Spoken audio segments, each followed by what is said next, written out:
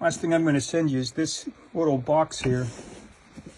And inside is what I believe is the earliest manuscript of any of the Albo books.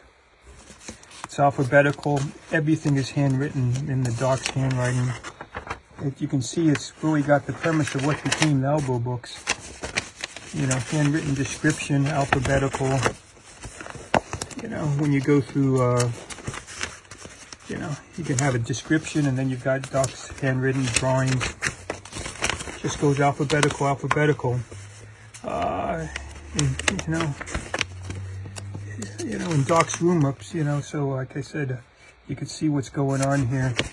But this is really the earliest version of any Albo book I ever found, of what became the Albo books. And when I was working upstairs with him at the end, because he couldn't get upstairs and basically his brain was perfect, he told me exactly where to go, where to turn, what to move to access stuff. It became apparent that on the 3rd floor, top room, there was a Carter poster, a large one, and it was hanging. And when you removed that, there was a closet behind. Inside that closet was basically started out probably the original place where to put stuff, and it got buried over the decades.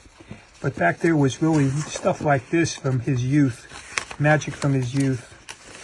And it was an assortment of stuff, not many props, more what you and I would call memorabilia, but not really. But really, that's where this was buried, and it was just it was destined for the trash.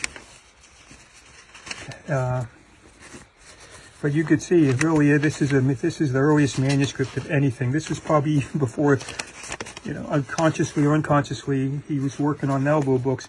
But this is really a collection of, I mean, really, you know, a way to create the Albo books. It metamorphosed into the Albo books, clearly. This was just general magic. I think for each piece prop he got, he created a manuscript for it. So, like I said, pretty interesting for me. That little picture I sent you before which was really the earliest drawing of anything, of really the layout. The layout of the Albo books is really there in that little drawing sketch from junior high school. It was just the only sketch inside a pretty large sketchbook. This is really the only thing that, you know, it started and then got set aside. But that original sketch was there, so I saved it. All right. You can see everything has the name. You know, clearly a lot of vision. You know. To me, it's fascinating to see the lineage of, you know, the source of the Nile. You know. All right, buddy. I'll let you go. This is it. I got getting back to my life. I'm glad to share this with you. Take care.